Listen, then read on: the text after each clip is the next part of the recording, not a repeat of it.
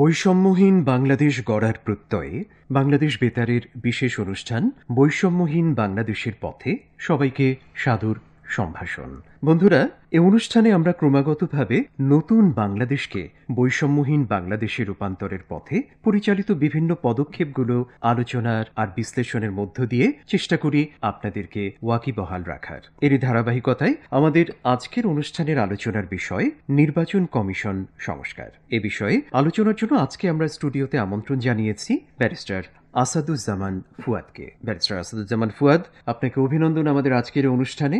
আপনাদেরকে ধন্যবাদ আমাকে দাওয়াত দেওয়ার জন্য। শ্রোতা বন্ধুরা, আপনারা সবাই জানেন বাংলাদেশের জন্মলগ্ন থেকে এ পর্যন্ত যতগুলো নির্বাচন হয়েছে, কোনো নির্বাচনই যেন আমাদের জনগণের মনোপুত হয়নি। নির্বাচন নিয়ে অনেক সমালোচনা, অনেক অভিযোগের সুর আমরা ক্রমশ শুনতে পাচ্ছি।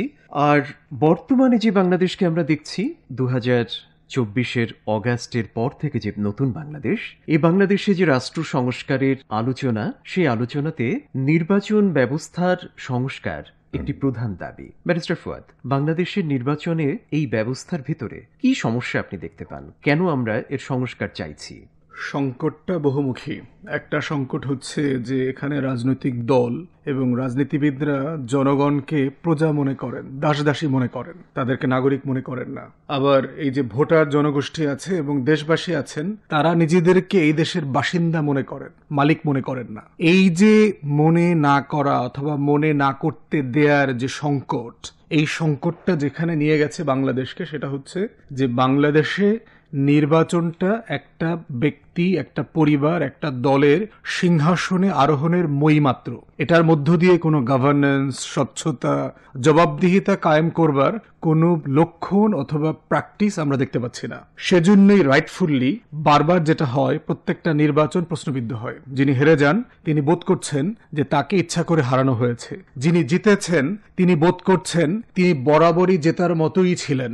দুই পক্ষই বোধ করছে যে তারা ছাড়া বাংলাদেশ শাসন করবার অথবা পরিচালনা করবার অবস্থা কারো ছিল না।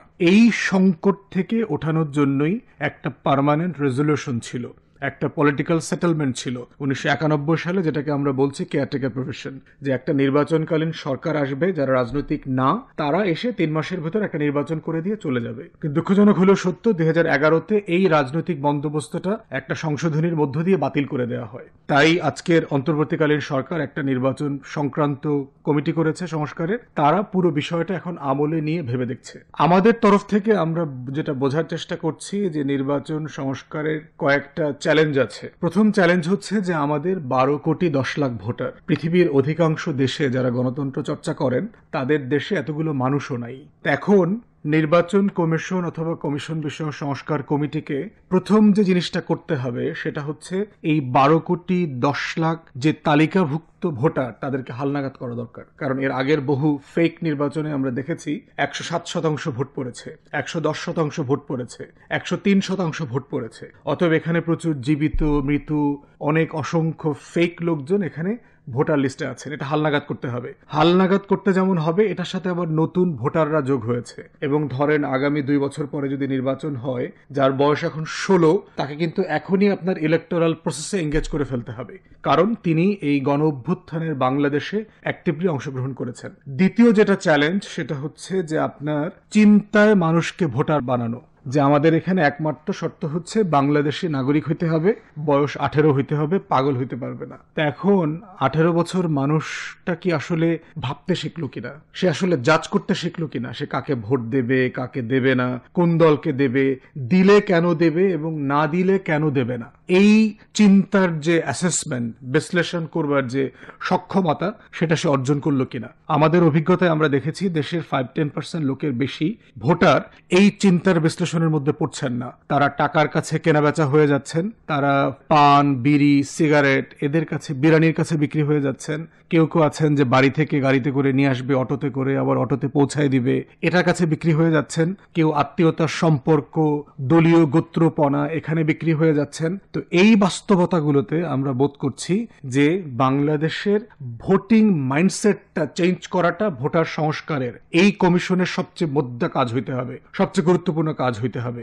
যে আপনারা একটা গাইডলাইন প্রটোকল তৈরি করেন এবং সারা বাংলাদেশে ছড়িয়ে ছিটিয়ে থাকা এই যে লক্ষ লক্ষ কোটি কোটি তরুণ যারা জুলাই আগস্টে রাস্তায় ছিল তাদেরকে ট্রেন করেন, তাদের মাধ্যমে এবং তাদের মাধ্যমে তাদের সাহায্য নিয়ে গ্রামে গঞ্জে পাঠিয়ে দেন, দিয়ে ভোটারদেরকে ট্রেন করেন।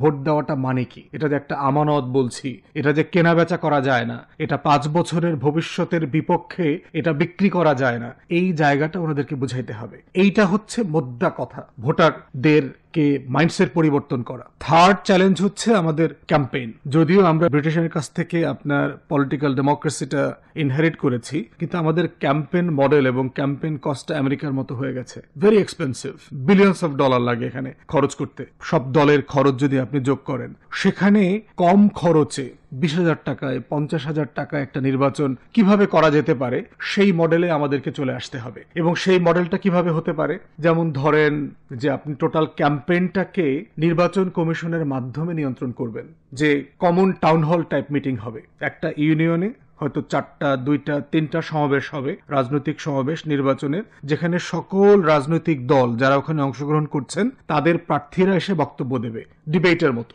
এবং সকল দলের লোকরা বক্তব্য দেবেন, আসবেন ওখানে মাঠে, তারা জানতে চাইবেন, তারা প্রশ্ন করবেন যে আপনি নির্বাচিত হইলে কি হবে আমার, আপনি নির্বাচিত হইলে আমার জন্য কি করবেন, কি করবেন না, এই জায়গাগুলো পরিষ্কার হইতে হবে। তাহলে যেটা হবে, আপনি কমন ফ্রেমের ব্যানার, কমন ফ্রেমের আপনার লিফলেট, পোস্টার করে দেবেন, খরচ কমে যাবে। এবং এটা কিভাবে সারতে হবে, পাড়ায় মহল্লায় কোন কোন জায়গায় স্ট্যান্ড থাকবে, এইটা নির্বাচন কমিশন ঠিক করে দেবে। এর মধ্য দিয়ে যেটা হবে, আপনার খরচ কমে যাবে এবং সকলে নাগরিক আকারে প্রত্যেক দলের ম্যানিফেস্টো জানবার বুঝবার সুযোগ পাবে। অতএব সেই সুযোগটা যদি আমরা দিতে পারি ইলেকটোরাল ক্যাম্পেইনে, তাহলে জনগোষ্ঠীর মধ্যে একটা নতুন ধরনের নাগরিক বোধ এবং চৈতন্য তৈরি হবে ভালো ভোট দেবার জন্য। আর একটা কাজ করা দরকার, সেটা হচ্ছে যে আপনার নির্বাচন যে আপনার ব্যালট থাকবে, এই ব্যালটে প্রার্থীদের তালিকার পরে উপরের কোনো প্রার্থীকে যে আমার ভালো লাগছে না সেই কথাটা লিখবার একটা ঘর থাকতে হবে।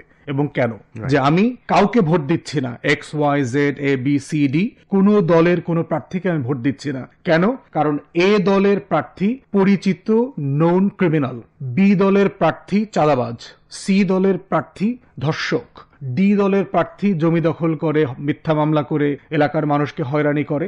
এই কারণটা ওখানে বলে দেওয়ার সুযোগ থাকতে হবে। তখন যেটা হবে, নির্বাচন কমিশন একটা অ্যাসেসমেন্ট করতে পারবে যে এই আসন থেকে কারা প্রার্থী হইল এবং তাদেরকে জনগণ কিভাবে প্রত্যাখ্যান করলো, এবং প্রত্যেক দলের প্রার্থী জানতে পারবে যে তাদেরকে জনগণ কিভাবে দেখে, এ দলের প্রার্থীকে চোর মনে করে কয়জন। অতএব এটা একটা অ্যাকাউন্টেবিলিটি, একটা ট্রান্সপারেন্সি সমাজের ভিতরে তৈরি করবে। পরবর্তীতে ওই দল এই প্রার্থীকে নির্বাচনে মনোনয়ন দেওয়ার ব্যাপারে 2বার 3বার ভেবে দেখবে। এই প্রসেসের মধ্য দিয়ে আমাদের একটা জবাবদিহিতামূলক নির্বাচনের আয়োজন আমাদের করতে হবে। এটা যদি করতে এমন হয় যে আপনি একসাথে সব পাচ্ছেন না, আমার দেশে তো হিউজ ক্যাপাসিটি দরকার, 12 কোটি প্লাস ভোটার, 43,000 সেন্টার আছে, এটাকে মেনটেন করতে আপনার 20-25 লক্ষ মানুষ দরকার একদিনের জন্য। যদি এটা আপনি একদিনে করতে না পারেন, আপনি ভাগ করে ফেলেন, প্রতি 2 দিন পর পরে করবেন।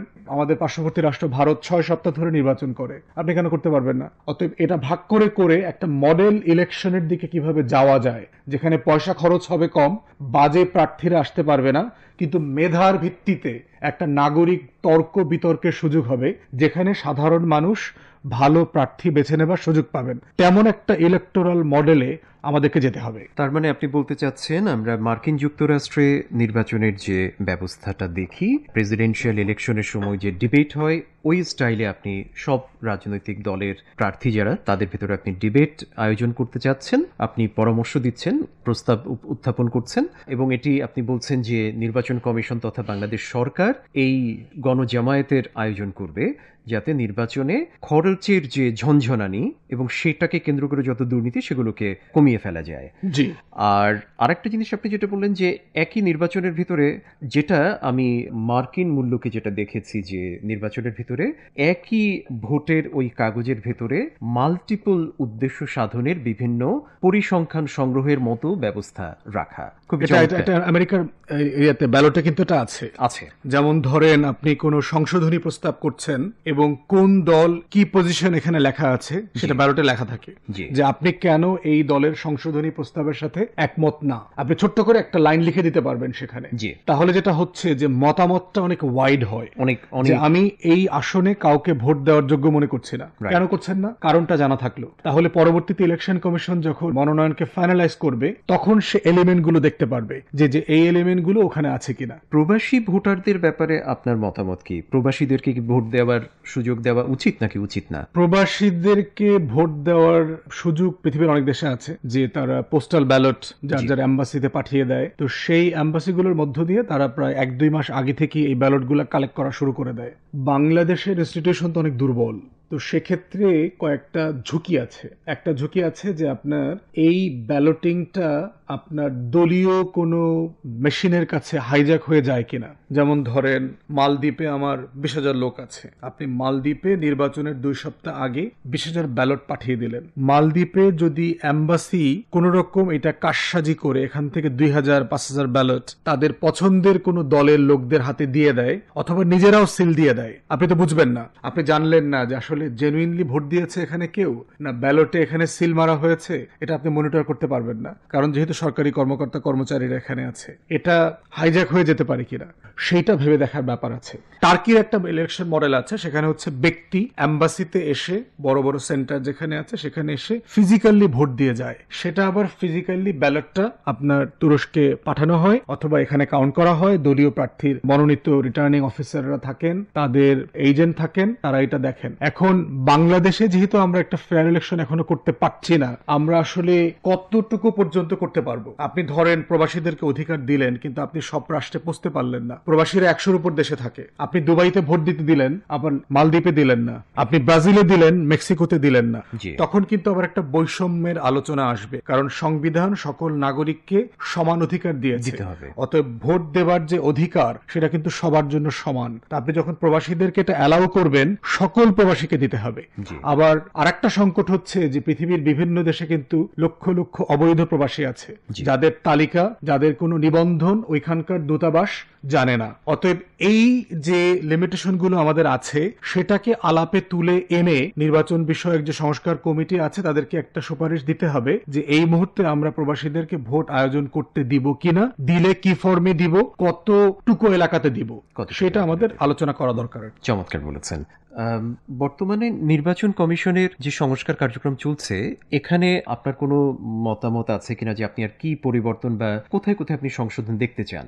একটা তর্ক আছে যে আপনার নির্বাচন কমিশনের কিন্তু নিজস্ব স্টাফ নাই বললেই চলে। তাদেরকে কিন্তু আপনার আমাদের যে নির্বাহী বিভাগ আছে, অনির্বাচিত নির্বাহী বিভাগ, আমলাতন্ত্রের উপরে নির্ভর করতে হয়। তো আমলাতন্ত্রের উপরে নির্ভর করে কোন পর্যায়ে আমরা নির্বাচন করতে পারবো এবং সেটাকে সরকার ম্যানিপুলেট করে কিনা, এরকম একটা তর্ক সবসময় থেকে যায়। তো সেক্ষেত্রে নির্বাচন কমিশনের নিজস্ব জনবল বাড়ানোর যদি সুযোগ আছে কিনা, থাকলে কোন মাত্রায় আছে, সেটা মনে হয় নির্বাচন সংস্কার বিষয়ক যে কমিটি আছে তাদের এই বিষয়ে আলাপ করা দরকার এবং এই একটা সিরিয়াস রিকনসিডারেশন দরকার বলে মনে করছি। অসংখ্য ধন্যবাদ।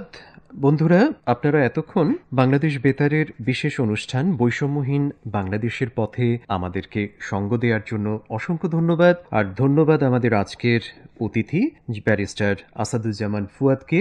পরবর্তী অনুষ্ঠান শোনার আমন্ত্রণ জানিয়ে আজকের মতো এখানেই বিদায় নিচ্ছি। খোদা হাফেজ।